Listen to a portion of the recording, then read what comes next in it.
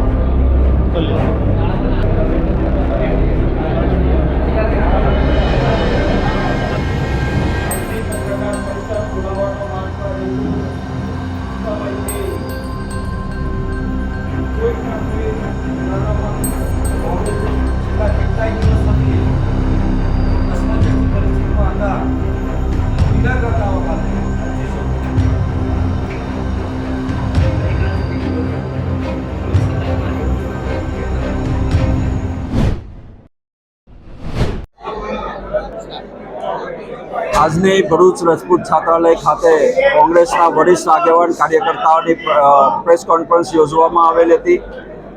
જે રીતે ભારતીય જનતા પાર્ટી ભ્રામક પ્રચાર કરી રહેલી હોય કે કોંગ્રેસમાં બે વિભાજન થયેલું હોય, એના અનુસંધાનમાં આપના દ્વારા તમામ આગેવાન કાર્યકર્તાઓને અપીલ કરીએ છીએ કે આપણે સૌ ઇન્ડિયા ગઠબંધનના ઉમેદવાર ચૈતરભાઈની સાથે છે. કોંગ્રેસનો નાનો મોટો કાર્યકર્તા કઈ રીતે ચૈતરભાઈ જીતી શકે એ દિશાની અંદર અમે સૌ આગેવાનો, કોંગ્રેસનો હોય, આમ આદમી પાર્ટીનો હોય, દરેક કાર્યકર્તા ભારતીય જનતા પાર્ટી કઈ રીતે હારી શકે એ દિશાની અંદર અમારા આયોજનો થઈ રહેલા હોય.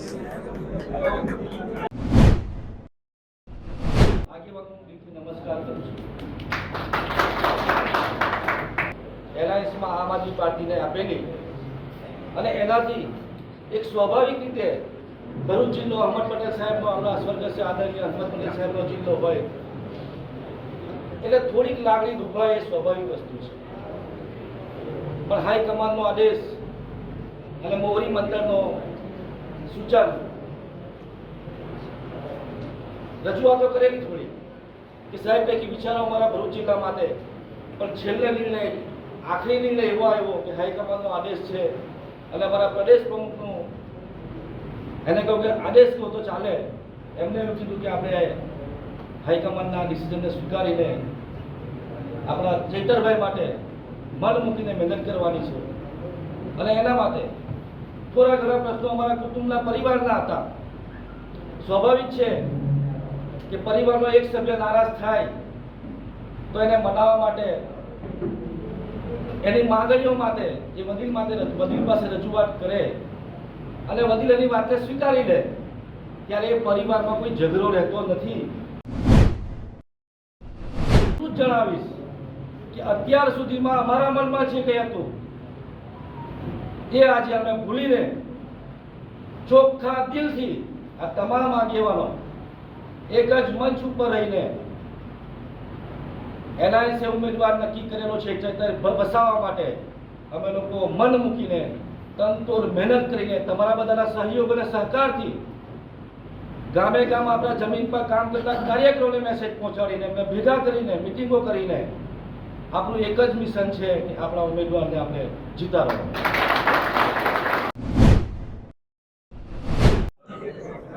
આજે ભરૂચ જિલ્લાના કોંગ્રેસના મહત્વના જવાબદાર આગેવાનોની એક મહત્વની મિટિંગ રજપૂત ખાતે રાખવામાં આવી છે.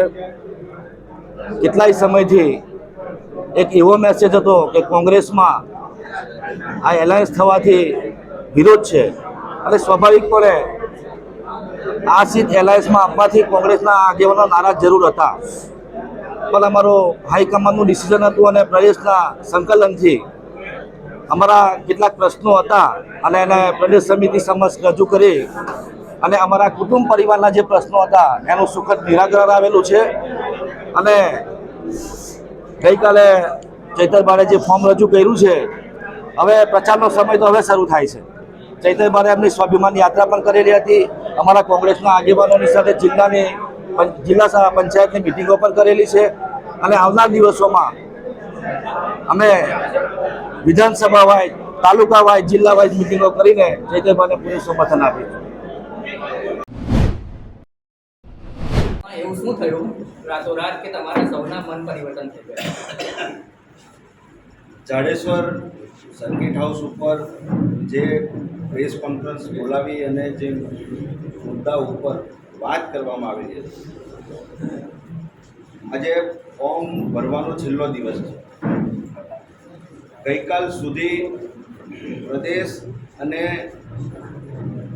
દિલ્હીનું જે મોવડી મંડળ છે, પ્રદેશ પ્રભારી છે અમારા, એમની સાથે સતત દરેક મુદ્દાઓ ઉપર વિગતવાર ચર્ચાઓ થઈ છે.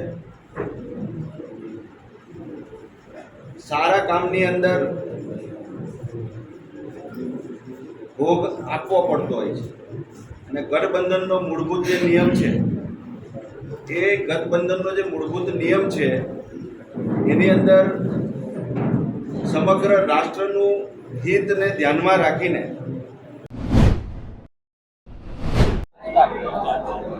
28 જેટલા વિપક્ષી દળોનું ગઠબંધન થયું છે, ત્યારે ભરૂચ લોકસભામાં ગઠબંધનના ઉમેદવાર તરીકે આમ આદમી પાર્ટીમાંથી મને નક્કી કરવામાં આવ્યો. ત્યારે અહીં વર્ષોથી લડતી કોંગ્રેસ પાર્ટી અને એમના સાથી મિત્રોને આવનારા ભવિષ્યને લઈને થોડી ચિંતા હતી, પણ અમે સ્વાભિમાન યાત્રા ખૂબ સારી કરી.